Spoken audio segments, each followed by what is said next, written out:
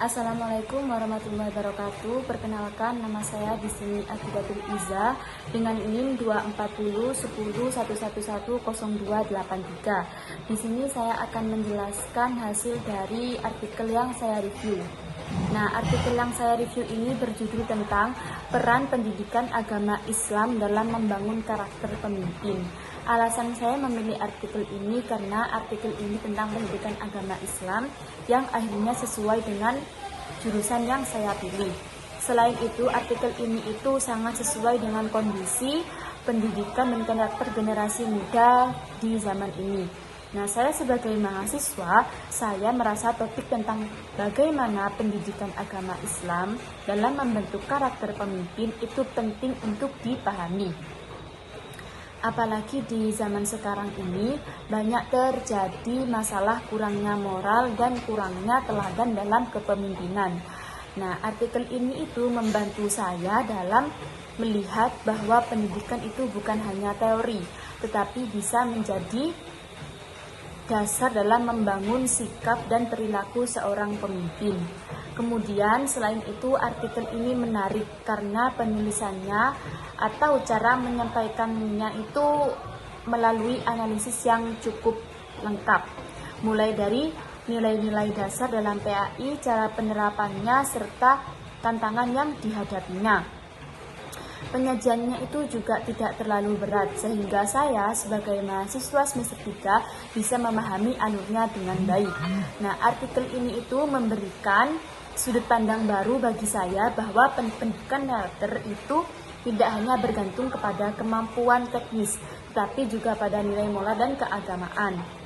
Nah, karena alasan tersebut saya merasa artikel ini layak untuk saya review dan sekaligus bisa menambah wawasan saya. Kemudian ada latar belakang.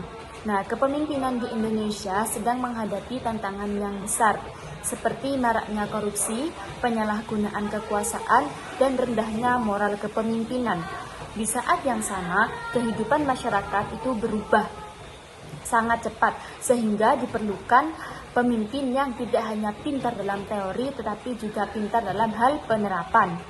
Nah, selain itu, tidak dipungkiri kalau pemimpin itu harus mempunyai sifat yang bermoral tinggi, berakhlak baik, serta mampu memberikan teladan yang benar. Pendidikan agama Islam merupakan salah satu fondasi utama dalam pembentukan karakter peserta didik di Indonesia.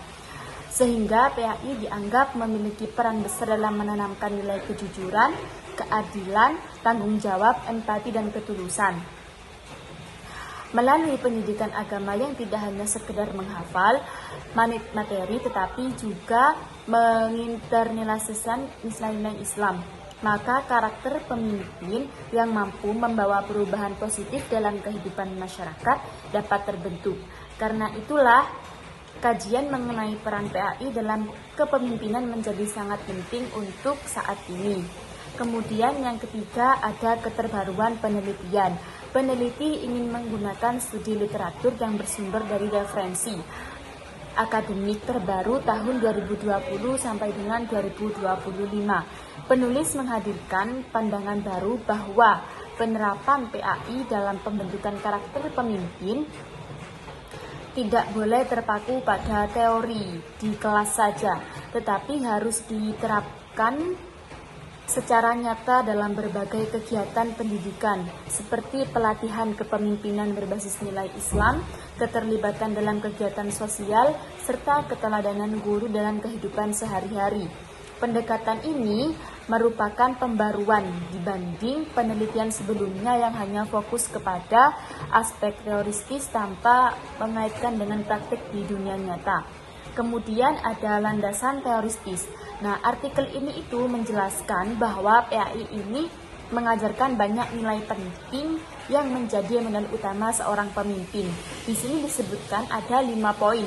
Yang pertama itu poin kejujuran, dan yang kedua ada keadilan, ketiga ada tanggung jawab, keempat ada empati dan kepedulian, dan yang kelima ada kesabaran serta ketulusan. Nah, nilai-nilai ini secara langsung membentuk karakter pemimpin yang berintegritas dan berorientasi pada kebaikan bersama. Selanjutnya ada metode penelitian. Nah, dalam artikel ini menggunakan metode pendekatan kualitatif. Sudah dipilih, kemudian dianalisis, yaitu metode kualitatif ini dengan metode studi literatur. Data yang dikumpulkan itu sudah dipilih melalui buku, artikel, jurnal, dan sumber akademik lainnya yang relevan dengan PAI dan kepemimpinan. Kemudian ada desain penelitian. Desain penelitian berupa analisis tematik, di mana literatur yang sudah dipilih kemudian dianalisis berdasarkan tema, nilai PAI, contoh seperti implementasi dan tantangan dalam pembentukan karakter pemimpin. Hasil analisis kemudian dipaparkan secara naratif atau deskriptif. Selanjutnya ada populasi dan sampel. Nah, dalam artikel ini itu tidak melibatkan manusia sebagai responden. Populasinya itu berupa literatur, sedangkan sampelnya adalah literatur dalam tahun 2020 sampai dengan 2025 yang dianggap kredibel, relevan, dan mendukung pembahasan tentang PAI dan kepemimpinan. Yang selanjutnya ada teknik dan pengumpulan data.